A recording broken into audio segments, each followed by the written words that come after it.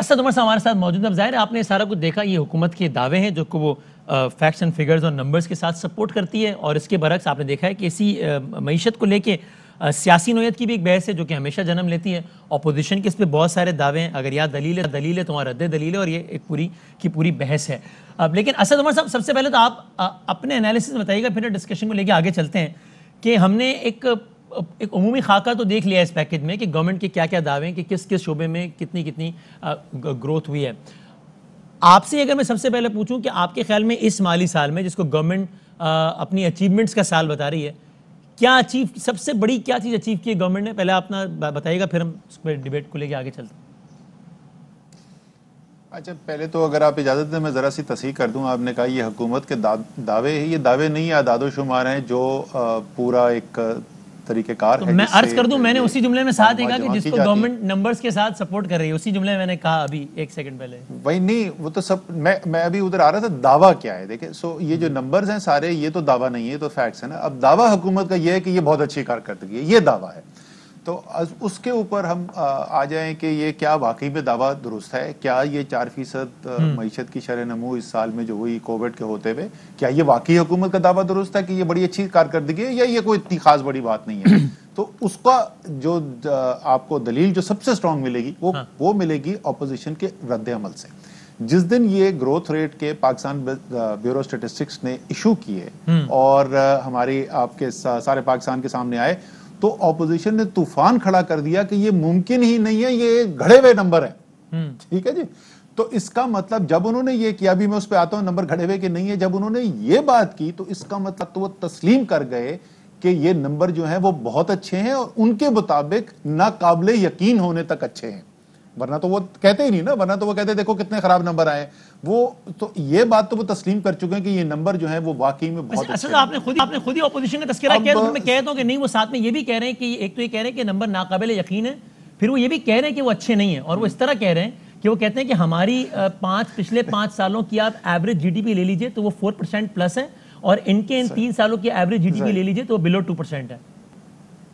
اچھا, میں پچھلے 3 سال کی تو بات نہیں کر رہا, میں اس سال کی بات کر رہا ہوں. اسے ذرا یہ بتا دیجئے کہ وہ جو پچھلے 4 سال تھے, اس 4 سال میں جو اپوزیشن کے 4 سال تھے, اس میں کتنے سال میں دنیا کی 1 صدی کی سب سے بڑی وبا نے دنیا کی معیشتوں کو تباہ و برباد کر دیا تھا. تو اس کا وہ جواب بھی دیتے ہیں کہ کووڈ سے پہلے والا بھی جو مالی سال تھا اس میں بھی جی ڈی پی گروتھ میں خاصی کمی آئی تھی, 5.5%. میں بھی پچھلے سال کی دیکھیں بدامی, ہم اس سے پچھلے سال کی بات کر لیں گے, ابھی تو اس سال پہ آ جائے نا. آپ تو اس سال کی بات کر رہے ہیں, ہم آج پاکستان اکنامک سروے جو آج ایشو ہو رہا ہے وہ اس سال کی آپ نے گفتگو آغاز سے کیا نا کہ اپوزیشن یہ کہہ رہی ہے, تو میں نے کہا وہ تو ساتھ میں بھی کہہ رہی ہے. ورنہ میں چاہ رہا تھا کہ آپ اپنی پلسز بتائیں نا کہ اپوزیشن کے دعوے, لیکن آپ بحث کو وہاں لے گئے, تو میں کہا چلے اس پیرا میں بات کر لیتے ہیں. نہیں, میں اس بحث کو بالکل بھی ادھر نہیں لے کے گیا. میں تو صرف یہ بول رہا تھا کہ دعویٰ کیا ہے, حقیقت کیا ہے. حقیقت یہ کہ نمبر یہ ہے, دعویٰ یہ ہے کہ یہ بڑی اچھی پرفارمنس ہے, اور اس کے لیے میں آپ کو دلیل یہ پیش کر رہا تھا. اس سال کے نمبرز کے اوپر اپوزیشن کا خیال یہ ہے کہ ناقابل یقین ہے یہ نمبر, اتنے اچھے نمبر ان کو نظر آ رہے ہیں. اس کا کوئی تعلق نہیں ہے کہ 2 سال پہلے کیا ہوا تھا, وہ ایک الگ بات ہے, اس پہ میں بالکل جواب دے دوں گا, مجھے کوئی اعتراض نہیں اس پہ جواب دینے کی. میں تو صرف اس سال کی بات کر رہا ہوں. اور آپ نے کہا کہ اپوزیشن کہتی ہے کہ اس سے پچھلے 5 سال جو ہے, میں پھر وہ پچھلے 2 سال پہلے کی میں بات ضرور کر لوں گا, لیکن اس سال دنیا میں تمام معیشتیں تباہ و برباد کر دی گئیں کووڈ کی وجہ سے. آپ کے ساتھ بھارت جو رہتا ہے, جو دنیا کی تیز ترین ترقی کرتے ہوئے ممالک میں سے ایک ہے, پچھلے 20 سال سے, کوئی ایک آدھ سال نہیں, پچھلے 20 سال سے وہ -7% پہ 70 سال میں اتنی خراب پرفارمنس نہیں ہوئی. ٹھیک ہے نا. اس سال کے اندر تو ہمارا یہ دعویٰ ہے, اور تمام دنیا کے اعداد و شمار اگر آپ دیکھ لیں تو میرے خیال میں اس دعوے کو بڑی تقویت ملتی ہے کہ بہت ہی ایک اچھی پرفارمنس ہوئی ہے, ایک اچھی کارکردگی ہوئی ہے معیشت کی, اور لوگوں کی توقع سے زیادہ بہتر ہوئی ہے. اچھا اسد عمر صاحب, چونکہ اپوزیشن نے اس نمبر کو بھی, یعنی آپ نے تو ڈاؤٹ کیا, جو آپ کی بحث کے پہلے سے کو لے لیتے ہیں کہ اپوزیشن کہہ رہی ہے کہ نہیں یہ نمبر فجڈ ہے, تو ذرا ہمیں بتا دیجیے گا کہ آئی ایم ایف نے ایسٹیمیٹ کیا تھا اس فسکل ایئر کے لیے, اور انہوں نے ابھی ریوائز کر کے کیا کہا ہے کہ نہیں اس فسکل ایئر میں جی ڈی پی گروتھ ہم سمجھتے تھے اتنی ہوگی, لیکن اب ہم سمجھتے ہیں کہ اتنی ہوگی. بڑا اچھا سوال ہے. آئی ایم ایف کے تخمینے کے بعد جائیں, کوئی 2.5-3% تھے. I M F, World Bank وغیرہ یہ سب کہہ رہے تھے 2.5 سے 3% ہوگا. ٹھیک ہے نا.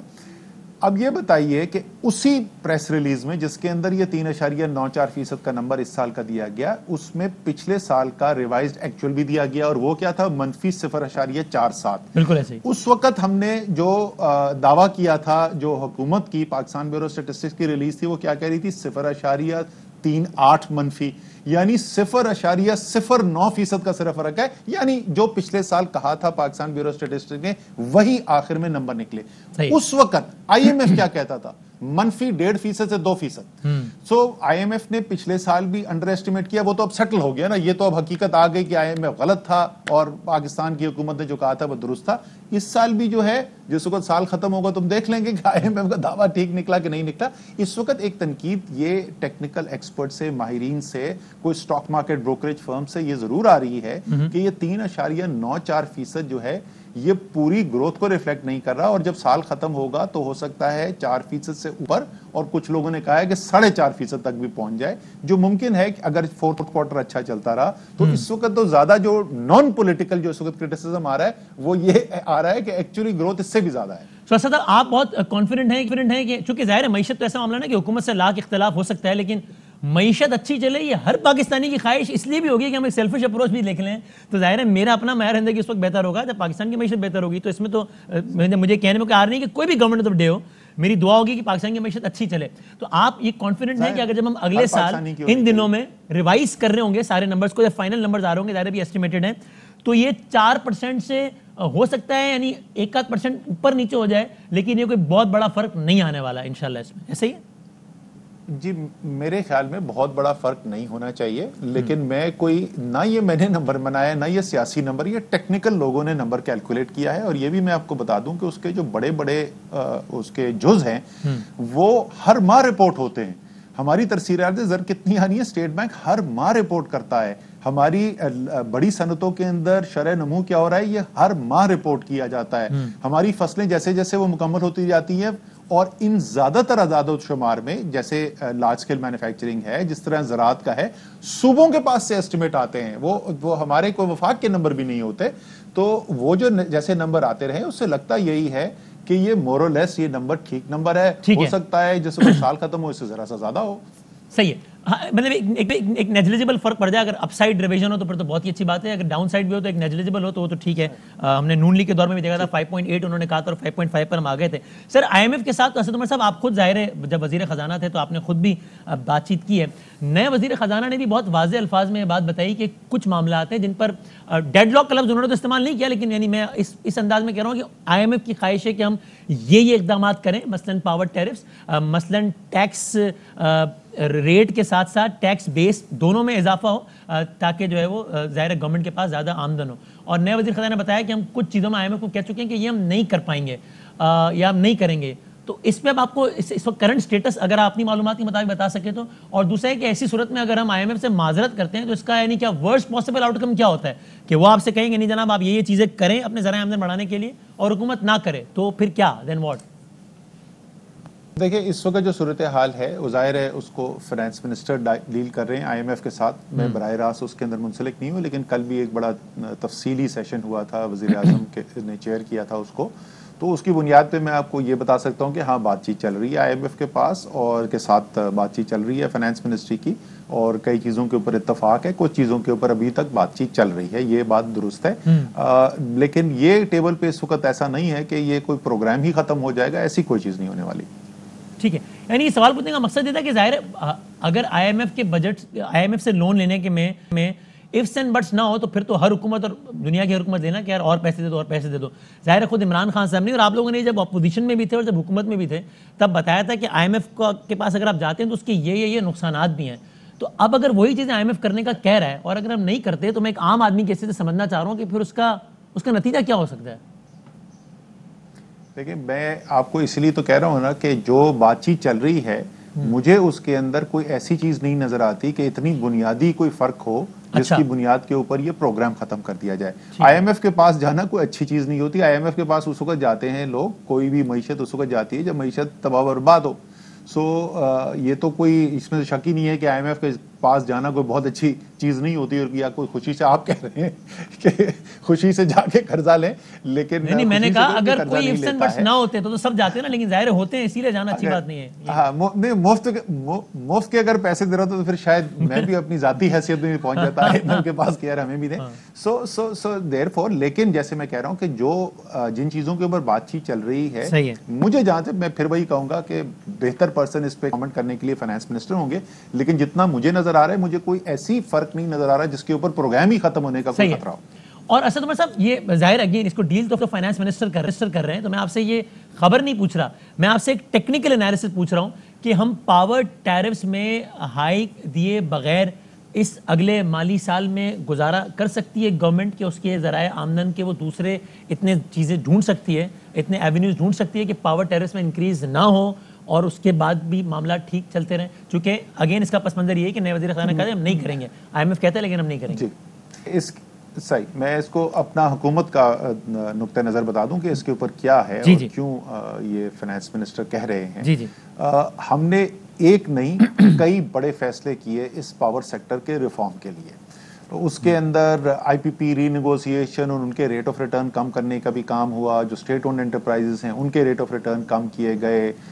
LNG جس کو مسٹ رن ڈکلیئر کیا گیا تھا، جس سے بہت مہنگی بجلی بن رہی تھی، وہ ہم نے ختم کیا. جو لو ایفیشنسی پلانٹس تھے ان کو بند کیا اور ڈی لائسنس کیا. اور اسی طریقے کے ہم کئی جو ہیں وہ فیصلے کرتے گئے. ٹرانسمیشن نظام کے اندر بہتری کی تاکہ جو ہائی ایفیشنسی پلانٹس ہیں جو لاک ہو جاتے تھے، سپلائی نہیں کر سکتے تھے پیک لوڈ کے وقت، ان کے لیے انویسٹمنٹ کر کے اس کو کھولا گیا اور بہت ساری چیزیں کی گئی. اس نتیجے میں ہمارے جس رفتار سے گردشی قرضے کے اندر اضافہ ہو رہا تھا وہ رفتار کم ہو گئی، واضح طور پہ کم ہو گئی. اور جیسے میں پچھلے 2-3 دن سے بتا رہا ہوں کہ آخری سال جو مسلم لیگ نون کا تھا، ایک سال میں گردشی قرضوں کا اضافہ 450 ارب تھا. اس سال جو ہے کم سے کم اس میں 100 ارب روپے کمی ہوگی اس اضافے کے اندر، اور ہو سکتا ہے کہ 125-130 ارب روپے بھی اس کے اندر کمی ہو جائے. تو یہ ہم کہہ رہے ہیں کہ کیونکہ ہم نے یہ بہتری اچیو کر لی ہے تو اس لیے مزید قیمتیں نہ بڑھائی جائیں. معیشت کو ہم چاہتے ہیں کہ اس کی شرح نمو کے اندر اور اضافہ ہو اور عوام کے اوپر بوجھ بھی نہ پڑے. ٹھیک. اچھا یہ ساتھ میں بھی یہ خبر بھی ناظرین سے بھی شیئر کر لیتے ہیں. اگین یہ ایک خبر ہے، اچھی بات ہے. JP مورگن کی رپورٹ کا حوالہ بھی دیا ہے ایک منسٹر نے، اور ہم اس کے آپ کو کچھ سیرین فیچرز بھی بتائے تھے.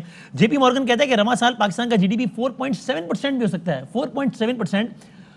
یہ کرنٹ فسکل ایئر کی بات کر رہے ہیں، جس کا اگرچہ گورنمنٹ کا بھی دعویٰ ہے کہ 3.9 یا 4% ہوگا. اگرچہ اسد عمر صاحب نے بھی کہا کہ کئی اور آزاد تجزیہ کاروں کا خیال ہے کہ یہ اس سے زیادہ اوپر بھی جا سکتا ہے. تو JP مورگن نے پاکستان کو سرمایہ کاری کے لیے بہتر ملک قرار دیا ہے. کہا ہے گورنمنٹ سیکیورٹیز میں رسک فیکٹر نہ ہونے کے برابر ہے، اور 2024 تک ریٹ آف ریٹرن 8.25% ہو سکتا ہے. یہ کہنا ہے JP مورگن کا. GDP تناسب میں کرنٹ اکاؤنٹ خسارہ مسلسل کم ہوگا. ترسیلات زر میں کمی، کھانے پینے کی چیزوں میں مہنگائی کا خدشہ ہے. یہ پورا ایک خاکہ ہم نے آپ کے سامنے رکھا ہے JP مورگن کا، جو کہ کہتا ہے کہ GDP for the current fiscal year can be 4.7%. اچھا اب اسد عمر صاحب اگین یہ آپ نے بھی بات کہی تھی کہ کچھ لوگوں کا تو یہ خیال ہے کہ اس کا اپورڈ ریویژن ہوتا ہے، بڑی اچھی بات اگر ہو تو یہ تو بات آ گئی. اب اس میں آخر میں جو کہتے ہیں جناب کھانے پینے کی چیزوں میں مہنگائی کا خدشہ ہے، باقی بہت ساری اچھی چیزوں کے ساتھ ساتھ. تو اب آپ اس میں یہ بتائیے گا کہ اگر کوئی ایک عام آدمی، اسد عمر صاحب کچھ کہہ رہے ہیں؟ جی کوشش کرے کافی دیر سے. میں ذرا کوئکلی ایکسپلین کر دوں کہ کیوں ہے یہ، کیوں ہم کہہ رہے ہیں کہ اپورڈ ریویژن. جو اعداد و شمار ہیں وہ 9 مہینے کے ایکچوئلز کی بنیاد کے اوپر کیے گئے ہیں. GDP کا ایسٹیمیٹ جس وقت وہ بنایا بھی جا رہا تھا اس وقت آپ کو یاد ہے کہ مئی کے اندر پہلے ہاف کے اندر تیسری لہر جو ہے کووڈ کی وہ بالکل پیک پر تھی، تو ایک انسرٹنٹی تھی. اب آپ نے دیکھا ہے الحمدللہ جو اس وقت ہم نے فیصلے کیے، جو عید کے اوپر ہم نے کیا، اس کی وجہ سے ریکنیکٹ کرنے کی کوشش کرتے ہیں اسد عمر صاحب کو. ہے ہمارے ساتھ اسد عمر صاحب؟ ٹھیک ہے. اچھا اب اسد عمر صاحب اب ظاہر ہے اس میں آپ پہلے کمپلیٹ کر لیں پھر میں اگلی بات کی طرف آتا ہوں. جی میں صرف ایگزامپل دے رہا تھا کہ ہم نے وہ 2 دن سیف ڈیز تھے، ہم نے 1 دن پہ آ گیا. جب وہ 1 دن پہ آئے گا تو ظاہر ہے کاروبار زیادہ ہوگا، معیشت کی ترقی کی رفتار اور بھی تیز ہوگی. تو یہ وجوہات ہیں جس کی وجہ سے لوگ سمجھتے ہیں کہ یہ 4 سے زیادہ بڑھ کے 4.5 تک جا سکتا ہے. JP مورگن 4.7 کہہ رہا ہے. صحیح ہے. اچھا اب اسد عمر صاحب کھانے پینے کی چیزوں میں مہنگائی کا خدشہ ہے، یہی رپورٹ یہ بھی کہتی ہے. اب اس فوڈ انفلیشن کا کیا کریں؟ کیونکہ ظاہر ہے اگین جب میں آپ ہم کسی بھی ایک عام آدمی سے بات کرتے ہیں اور یہ سارے نمبرز اس کو بتاتے ہیں، وہ ظاہر الٹیمیٹلی اس کا تو ایک معصومانہ سوال یہی ہوتا ہے نا کہ بھائی جان یہ بتا دو کہ چینی کا کیا ہے، وہ کتنے کی ملے گی، آٹے کا کیا معاملہ ہے, روٹی کتنے کی ملے گی, ایک دن کا کھانا کتنے کا ہو جائے گا. اب ان چیزوں کا تعلق ہے فوڈ انفلیشن سے. یہ رپورٹ بھی کہتی ہے کہ کھانے پینے کی چیزوں میں مہنگائی کا خدشہ ہے, اس کو کیسے کنٹرول کریں؟ تو بڑا بنیادی مسئلہ. عام آدمی کے لیے تو کرنٹ اکاؤنٹ سرپلس اور ڈیفیسٹ بھی یہی ہے, اور جی ڈی پی بھی یہی ہے. ہر چیز کا ایک ہی مطلب ہے کہ چینی کتنے کی, آٹا کتنے کا ہے, روٹی کتنے کی ہے. اچھا ایسا ہے نہیں وسیم, یہ اس میں کوئی شک نہیں ہے. اچھا آپ لوگوں کی, ویسے میں بحث میں نہیں جاتا, پچھلے 5 سالوں میں آپ کے ہی منسٹر ہمارے ٹاک شوز میں کہتے تھے کہ بھائی یہ نمبر بڑے بڑے بتا رہے ہیں, یہ بتاؤ روٹی کتنے کی ہے. تب تو ایسا ہی تھا, آج نہیں ہوگا ایسا. میرے خیال میں تو آج بھی ایسا ہی ہے ویسے. دیکھ چلیں, let's agree to disagree. اگر آپ میرا کوئی کلپ نکال کے بتا دیں تو میں ضرور. میں نے کہا ہی نہیں, آپ نے کہا آپ کے منسٹر جواب کہیں گے تو میں دکھا دوں گا. جی بتائیں. بدامی بھائی بولنے دو نا یار, میں جو جواب تو دینے دو. آپ میری بات کو اگر ڈائیلاگ ہو رہا ہے نا, اگر آپ کی رائے مختلف ہوگی تو مجھے بھی جسارت تو کرنے دینا اپنی رائے. بھائی میں یہ کہہ رہا ہوں, آپ کا میں نے پورا تفصیل سے سوال سنا تھا نا, تو میرا جواب تو سن لو, اس کے بعد بے شک مجھ سے آرگیو کر لینا. جواب کا جملہ آدھے جملے میں آپ نے بول دیا. اچھا, میں میرے سوال سے کہہ دیا تو ایسا مسئلہ نہیں ہے میرا خیال ہے, لیکن چلیں میں فالو کر لوں گا اس ڈسپلن کو. آپ فرمائیے, آپ کہیے. میں آپ سے یہ عرض کر رہا تھا کہ ایسا نہیں ہے, اور میں نے آپ کے سوال کے جواب میں بیچ میں بالکل نہیں کہا تھا. آپ ذرا سن لیجئے گا, دوبارہ بے شک سن لیں. میں نے آپ کو بڑے تسلی سے سوال سنا تھا, میں نے اس کے بعد کہا تھا, اس کے بعد میں نے یہ کہا تھا کہ ایسا ہے نہیں کہ عام آدمی کی زندگی میں چینی روٹی کی قیمت ایک اہمیت رکھتی ہے, اس میں کوئی شک ہی نہیں ہے. لیکن آپ نے کہا صرف یہی رکھتی ہے, ایسا نہیں ہے. عام آدمی کی زندگی میں اس سے بھی فرق پڑتا ہے کہ اس کی آمدنی کتنی ہو رہی ہے, روزگار اس کو مل رہا ہے کہ نہیں مل رہا. تو اگر زراعت کی پرفارمنس جو ہے وہ تاریخی پرفارمنس آپ نے دیکھی, بڑی بڑی فصلوں کی قیمت اچھی ملی, اور 1000 ارب روپے پاکستان کے کسانوں کو, جو پاکستان کی سب سے بڑی کمیونٹی ہے, تو اس سے بھی ان کی زندگی پر اثر پڑا. اسی طریقے سے اگر 1100 ارب روپے کی ترسیلات زر باہر سے آئیں اور عام آدمی کے پاکستانی کے ہاتھ میں آئی, تو اس سے اس کی زندگی میں اثر پڑا. اور اسی لیے موٹر سائیکل بھی زیادہ بک رہی ہے, سیمنٹ بھی زیادہ بک رہا ہے, اور باقی ساری چیزیں ہو رہی ہیں. لیکن اس میں کوئی شک نہیں کہ ایک اہم چیز اس کے لیے جو ہے وہ کھانے پینے کی اشیاء خورد و نوش کی قیمت ہے, اور وہ قیمتیں یہ بھی حقیقت ہے کہ وہ اونچی سطح پہ رہی ہیں. یہ دونوں باتیں درست ہیں. یہ پاکستان کا صرف فنومنا نہیں ہے. پچھلے ایک سال سے یہ گلوبل انفلیشن ہے, اور جے پی مورگن نے جو آپ کو بتایا ہے انہی کا اگر آپ دیکھیں کہ گلوبل فوڈ انڈیکس وہ بڑھا ہوا ہے, اور کوشش وزیر اعظم یہ کر رہے ہیں کہ اس کا اثر پاکستانی عوام پر کم سے کم ہو. ٹھیک ہے, میں ایک آخری بات میں نے یہ کہا تھا کہ ہاں کہ بھائی عام آدمی کے لیے جی ڈی پی, میں نے نہیں کہا کہ آمدنی کا فرق نہیں پڑتا, وہ سب تو پڑتا ہے. میں نے کہا ہم G D P, current account deficit, surplus, یہ ساری بھی اس کو کارنامے بتائیں. تو اس کے لیے تو یہ کہ جناب یہ بتاؤ میرا کھانے پینے کی قیمتوں میں کتنا اضافہ ہوگا. میری ابھی بھی یہ رائے ہے, میں نے یہ کہا تھا. لیکن اسد عمر صاحب, اس میں فائنلی آپ اس میں مجھے یہ بتا دیجیے گا کہ آپ کو واقعی, یعنی آپ کو یہ لگتا ہے کہ چونکہ باقی انڈیکیٹرز بھی بہتر ہوئے ہیں, تو اگر فوڈ انفلیشن ہے, جنرل انفلیشن بڑھی بھی ہے, تو پاکستان میں ایک عام آدمی کی قوت خرید میں اضافہ ہوا ہے, جس کی وجہ سے اگر چیزیں مہنگی ہوئی ہیں تو آن دا ادر سائڈ اس کی قوت خرید میں بھی اضافہ ہوا ہے, تو اس کو نیٹ جو ہے وہ بہت زیادہ منفی فرق, مطلب نیٹ زیادہ فرق نہیں پڑا. آپ کی یہ رائے ہے؟ جی میں یہی کہہ, دیکھیں اس کے دو تصویر کے رخ ہے نا. میں اور آپ جو ہیں وہ جا کے آلو خریدتے ہیں, جب آلو کی قیمت بڑھتی ہے تو ظاہر ہے ہمارے پر اس کا منفی اثر پڑتا ہے, لیکن جو آلو کا کاشتکار ہے اس کو بہتر قیمت ملتی ہے. تو ابھی ہم نے جو دیکھا, آپ کو میں نے اعداد و شمار جو دیے, تقریباً 1000 ارب روپے کا تخمینہ ہے کہ پاکستان کے کسان کے ہاتھ میں زیادہ گیا. 93% کاشتکار جو ہے وہ چھوٹا کاشتکار ہے, تو بالکل اس آمدنی سے فرق پڑتا ہے. اسی طریقے سے کنسٹرکشن کے اندر جو بوم آیا, تو یہ دیہڑی دار مزدور جو ہے جب اس کو مزدوری ملتی ہے تو اس کے پاس قوت خرید بہتر ہوتی ہے. اسی طریقے سے ٹیکسٹائل جو ہے سب سے بڑی انڈسٹری جو ہمارے امپلائمنٹ دیتا ہے, اور خاص طور پہ دیہڑی دار مزدور کو, وہ ٹیکسٹائل ہے. وہ ٹیکسٹائل کی انڈسٹری جہاں سریے کے دام پہ بک رہی تھی, وہاں پر آج بوم آیا ہوا ہے.